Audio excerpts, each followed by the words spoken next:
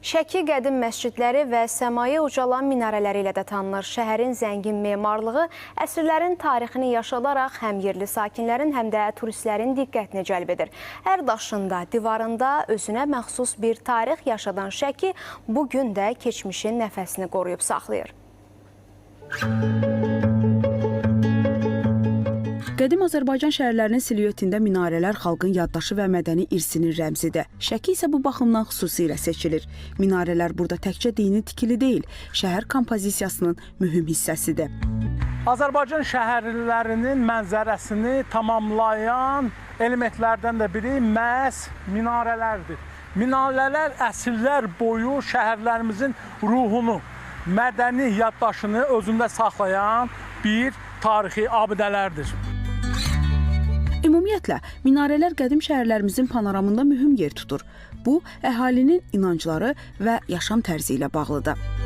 Bunlar sadəcə dini tikili deyil, şəhərin ruhunu və memarlıq haqqında bizə məlumat verir. Məsələn, Vasili Vereshchaginin Şuşa əsərində gördüyümüz minarələr Qarabağ memarlıq zərifliyini bizə əks etdirir.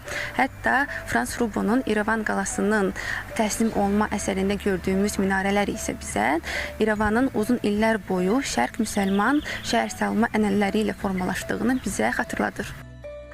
Minarələr karvanlar və səyyahlar üçün həm istiqamət, həm də şəhərin canlılıq nişanəsi olub. Bu minarələr daş, kərpic və milli ornamentlərin harmoniyası ilə inşa olunub və əsrlərdir şəhərin səmasında dəyişməz bir memarlıq imzası kimi qalır.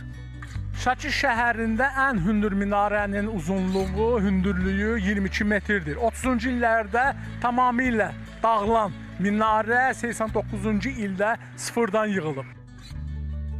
Minarənin eskiz layihələri hazırlandı və minarə 22 metr hündürlüyündə olan bir minarə xüsusi olaraq hazırlanmış kərpiç vasitəsilə yenidən inşa olundu, sıfırdan inşa olundu. Nəticə olaraq minarələr şəhərlərin tarixini və mədəni kimliyini bugünə daşıyan əsas memarlıq simvollardır. Əli Səmədov, İbrahim Mustafayev, Günel Habil qızı, ASTV Xəbər.